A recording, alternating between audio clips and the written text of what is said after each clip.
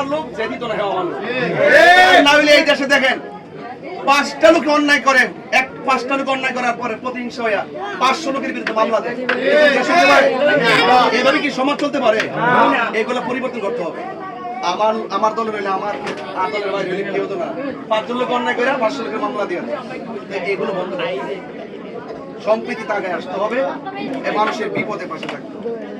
এদের আমি মনে করি যে আপনারা যারা আছেন অন্তত পক্ষে, এই যে আপনার বয়স কত, আপনি কিন্তু আমার কাছের মানুষ, খুব কাছে, আপনি আমার কাছে সব কাছে, কিন্তু যে রাজনীতি আদর্শকে যদি আমি সুন্নি হয়ে থাকি, আমার ছবি তুলো করে যদি আমি সম্প্রীতিতে কাজ করে থাকি, তাহলে আমাদের উচিত হবে কি আমরা ধর্মটাকে আগে প্রাধান্য দেব।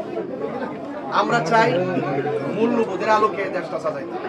এখানে হিন্দু, খ্রিস্টান, বৌদ্ধ, মুসলমান যার যার ধর্ম পালন করে, কেউ কেউ জোর করতো না, ঠিক নেই, যার যারটা পালন করবো, কিন্তু যেন কোনো আধিপত্য না থাকে। এই জন্য রাজনীতি করতে হবে মানুষের জন্য, ঠিক আছে তো? এই মানুষের রাজনীতি জন্য আমাদেরকে আল্লাহ পাক করার তৌফিক দান করেন, ঠিক আছে কিনা? মনে আমার যে মুসাফা করলো আমার না করলো আমার, সঠিক কিনা? একদম সঠিক। এত কথা বলার উদ্দেশ্য হলো, আমার মনের উদ্দেশ্যটা জানে না যে আমি কাজ করতেছি মানুষের জন্য।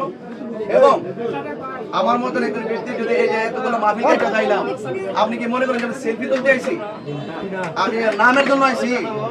আমি বিশ্বাসী হয় আপনাদের পাশে থেকে মানবিক যোদ্ধা হয়ে এই দেশের মেহনতি মানুষের মুখে হাসি ফোটাতে যায় চেষ্টা করতেছি। যদি আল্লাহ তৌফিক দেয়, যেন আপনারাই বলেন যে না, এই লোকটার ব্যাপারে ধারণা করছিলাম একটা, সে বড় বড় নেতা সাথে ভালো কাম করছে। কথা কি সঠিক কিনা বলেন? আপনার দোয়া করলে এটা হইতেও পারে, হইতে পারে না? এই জন্য আমরা কাজ করবো মানুষের জন্য কাজ করবো, আর মানুষকে ভালো করবো। আমাদের রাজনীতি হতে হবে, রাজনীতি হতে হবে মানুষের জন্য।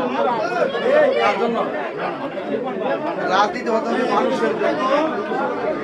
আমাদের দেশের যে ক্রাইসিস মুভমেন্টটা, এটা এত নিচে গেছে। আমি যদি মনে করি যে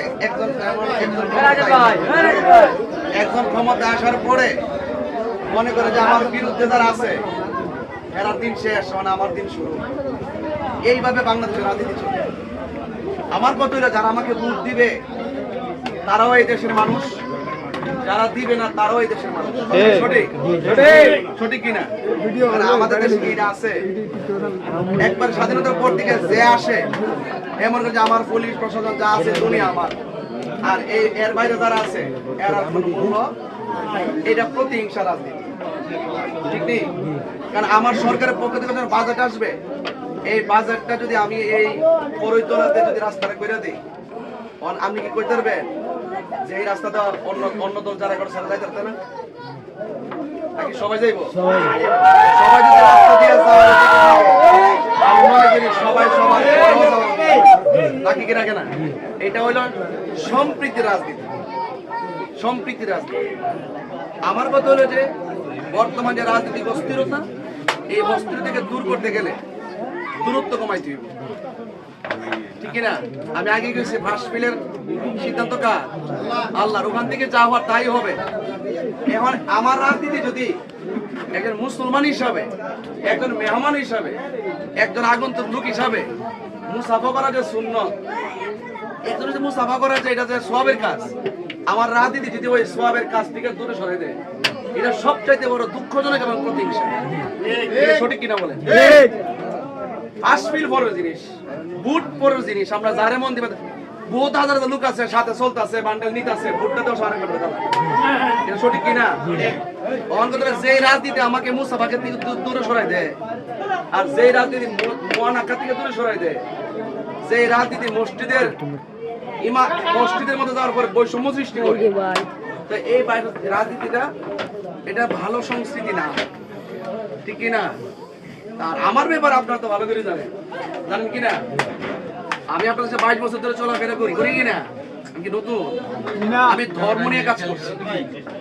এটা যদি নিকৃষ্ট মনে হয়, তাহলে যারা দুর্নীতি করে, সাদাবাজ করে, হারা কি বাংলাদেশের শ্রেষ্ঠ সন্তান? আমাদের মেন্টালিটি কই গেছে? হুজুর কি লেগেছে, আর ইমাম সাহেব কি লেগে নামছে, বক্তা কি লেগে নামছে। তো রাজনীতি করতো কারা? রাজনীতি কারা করতো? আজকে এইভাবে ধর্মীয় মূল্যবোধের রাষ্ট্রতন্ত্রের গুরুত্বপূর্ণ জায়গায় ধর্ম যারা ধারণ করে, যারা মূল্যবোধ ধারণ করে, সার্বভৌমত্ব ধারণ করে, দেশের মানুষকে নিয়ে চিন্তা করে এবং যারা হক হালাল হারাম নিয়ে সতর্ক থাকে, তাদেরকে দূরে সরাই দিছে। আর যারা ক্ষমতা যাওয়ার পর ওই আশ্বাস দেয় বড় বড়, এখনো পর্যন্ত কোন ভোটারদের মনে বিশ্বাসের জায়গা করতে পারে নাই। পারছে? যদি পারতো আজকে উভাটা গেছিলাম, ওই সকাল 11টার সময় বাইরেছি মোটরসাইকেল দিয়া, এই রাস্তা আমি দেখেছি, যে বাজারে এই দেশে এমপিদের কাছে আসে, যদি ওই বাজার যদি ঠিক মতো করতো, এই উভাটার একটা রাস্তা মাঠ কাঁচা রাস্তা থাকতো না, একটা থাকতো না, ওয়াল্লাহি কইলাম একটা রাস্তা থাকতো না। তাই এই জন্য ওই বড় বড় আশ্বাস দেওয়া আমি দেই না। আমি বলছি যে এমন কিছু করতে চাই যেন বলে যে পাগলাটা পন বেড়ে তাইছিন রে, এমন কিছু কইরা গেছে যে মানুষরা যেন মনে রাখে আর দোয়া করে। আমি আশ্বাসে না, আমি আপনাদের হৃদয়ে বিশ্বাসী হয়ে থাকতে চাই। যেমন করে ওয়াজ মাহফিল করছি, ওয়াজ মাহফিল করছি, মানুষের মাঝে একটা বিশ্বাস স্থাপন হয়েছে কিনা? আমি কি এই যে তোমার ক্রাইসিস মুভমেন্টে হক কথা বলা বন্ধ করছি? এই যে কত ষড়যন্ত্র করছে, মারতে চলে গেছি। তো যদি না চলে যেয়ে থাকি, আমি আবার আপনাদের বলবো যে আমরা রাজনীতি করবো মানুষের জন্য, ভালোবাসার জন্য, কিন্তু যেই রাজনীতি আমাকে সালাম দেওয়া থেকে বিরত রাখে, মুসাফা থেকে দূরত্ব রাখে, এই রাজনীতি ভালো সংস্কৃতি না।